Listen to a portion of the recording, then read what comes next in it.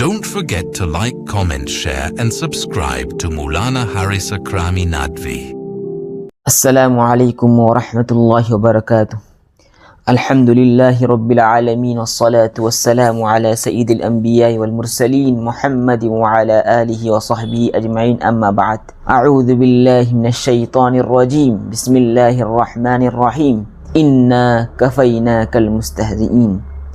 معزز ناظرین، آپ تمام حضرات کا استقبال ہے۔ موجودہ دور میں بعض لوگ، بعض لیڈران یا بعض حضرات اپنی کمیونٹی میں مقبولیت حاصل کرنے کے لیے یا شہرت حاصل کرنے کے لیے یا اپنا سیاسی مفاد حاصل کرنے کے لیے وقتاً فوقتاً کبھی کبھی نبی کریم صلی اللہ علیہ وسلم کی شان میں گستاخی کرتے رہتے ہیں اور ان کی ذات اقدس پر کیچڑ اچالتے رہتے ہیں۔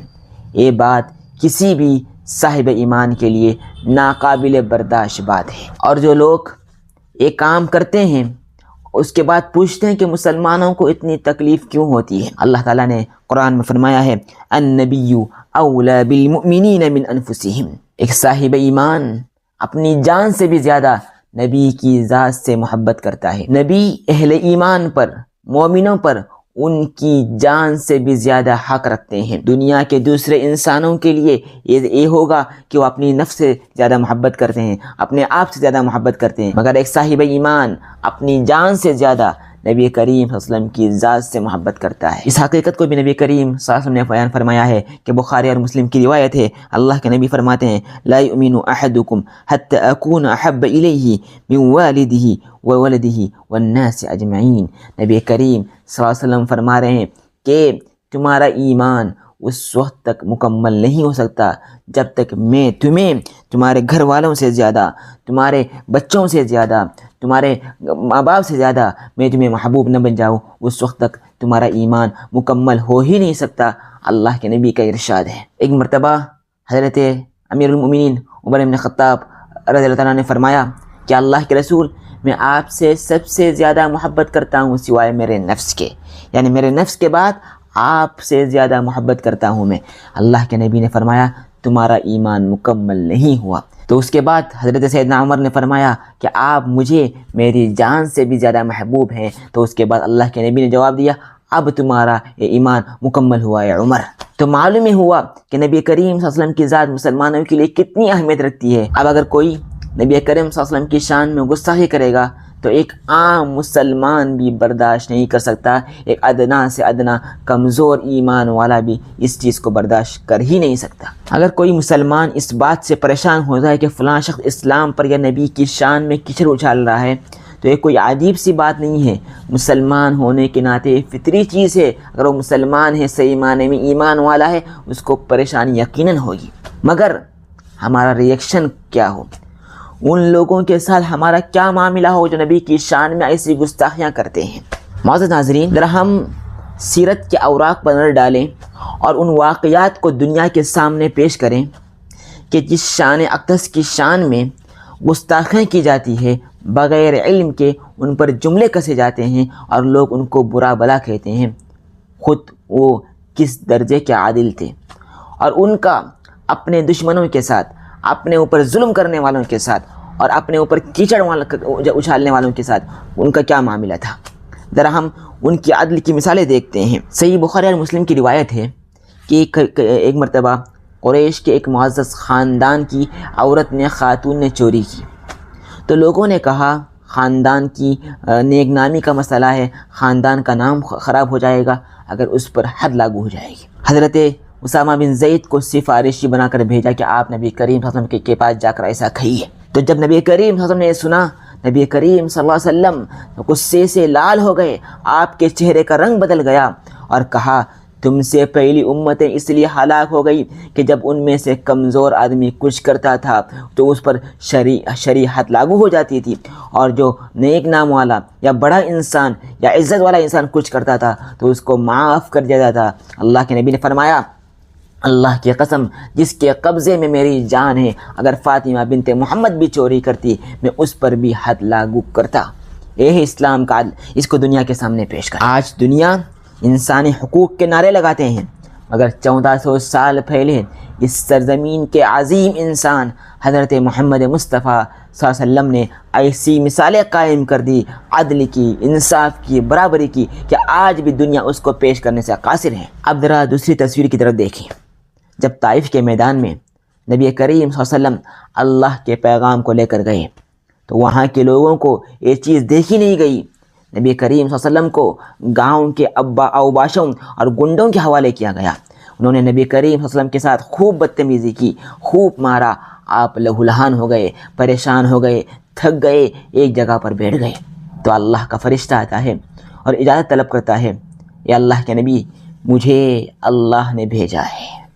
اگر آپ کہیں جن لوگوں نے آپ کے ساتھ بدسلوکی کی ہے، جو طائف شہر ہے 2 پہاڑوں کے درمیان واقع ہے، اگر آپ اجازت دیں تو ان کو 2 پہاڑوں کے درمیان کچل کر دیا جائے۔ اللہ کے نبی نے فرمایا، میں رحمت للعالمین بنا کر بھیجا گیا ہوں، ساری دنیا کے لیے رحمت بنا کر بھیجا گیا ہوں۔ اگر یہ ایمان نہیں لائیں گے تو ان کی آنے والی نسلیں اسلام قبول کرے گی، وہ ایمان کے داعی بنیں گے۔ وہ ایسا لمحہ تھا کہ ذرا عام انسان ہوتا تو شاید اپنا بدلہ لے دیتا تھا، مگر وہ انسان ایک عظیم انسان تھا، وہ دنیا کے سامنے مثالوں کو پیش کرنے والا انسان تھا۔ آج اسی لیے دنیا ان کا نیک نام لیتی ہے۔ ذرا سوچئے، اس عظیم انسان نے ان لوگوں کے لیے ہدایت کی دعا کی جنہوں نے اس کا خون بہا، جنہوں نے لہولہان کیا اور شان اقدس میں کیچڑ اچھالا، ان لوگوں کے لیے بھی اللہ کے نبی نے ہدایت کی دعا کی۔ کیا ایسی مثال دنیا پیش کر سکتی ہے؟ یہ وہ شخص ہے غزوہ احد میں ان کے محبوب چچا حضرت سیدنا حمزہ رضی اللہ عنہ شہید ہو گئے۔ جب ان کا قاتل اسلام قبول کیا انہوں نے، حضرت وحش بن حرب نے، تو کہا تھا، اللہ کے نبی نے ان کو معاف کر دیا تھا، مگر کہا تھا کہ مجھے میرے سامنے مت آنا، میرے چچا کی مجھے یاد آ جائے گی۔ یہ معافی، یہ اخلاق، اس کو دنیا کے سامنے پیش کرنے کی ضرورت ہے۔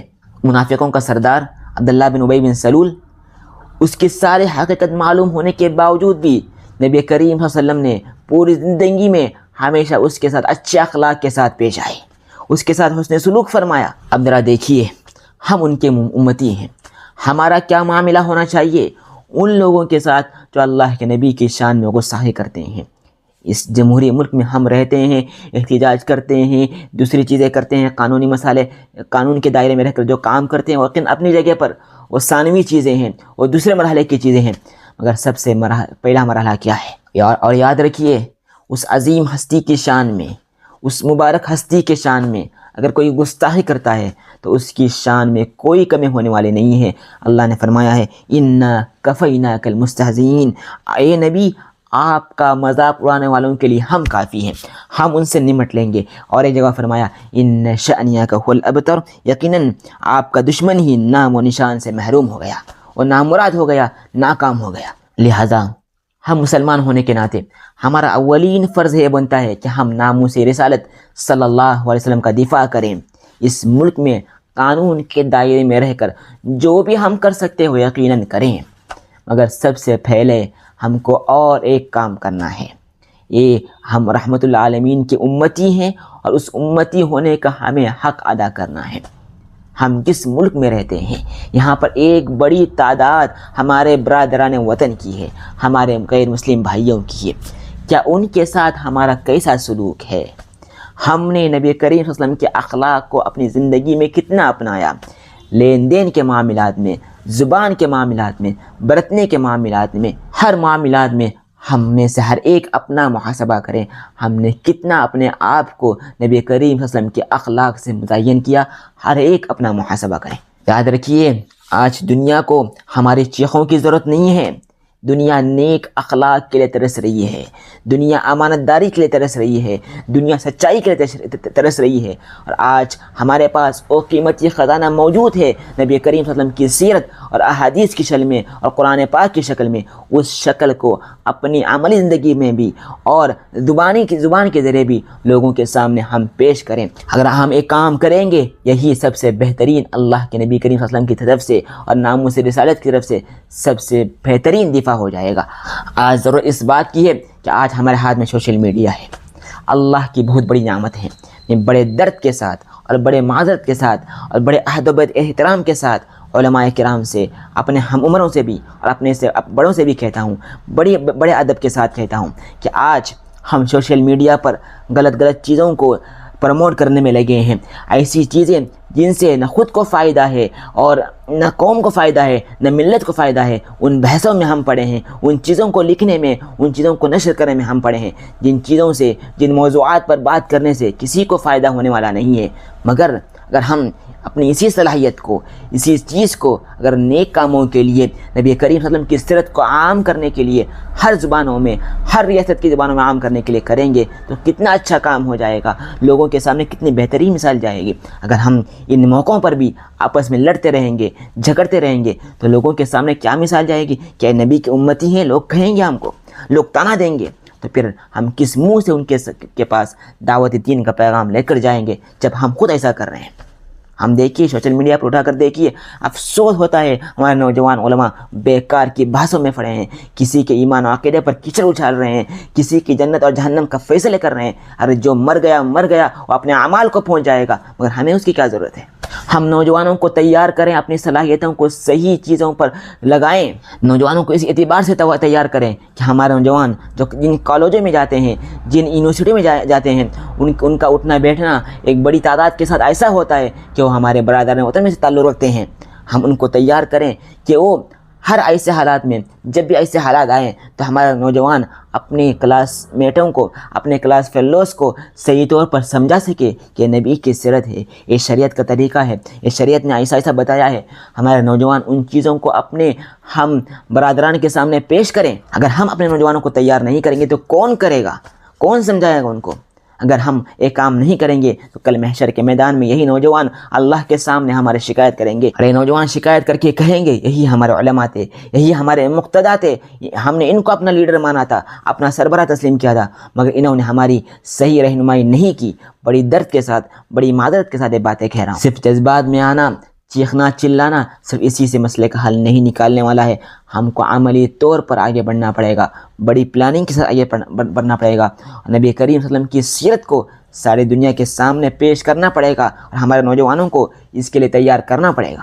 لہذا ہوش میں آئیے، اس موقع پر میں یہی دعا کروں گا اللہ تعالی ہم کو سیرت نبوی کا سچا پکا داعی بنائے، اللہ تعالی ہمیں بھی عمل کی توفیق عطا فرمائے، اور صحیح مشن لے کر اور صحیح عزم لے کر دنیا کے سامنے ہمیں آگے بڑھنے کا اور ان کے سامنے دکھانے کا جذبہ نصیب فرمائے۔ السلام علیکم۔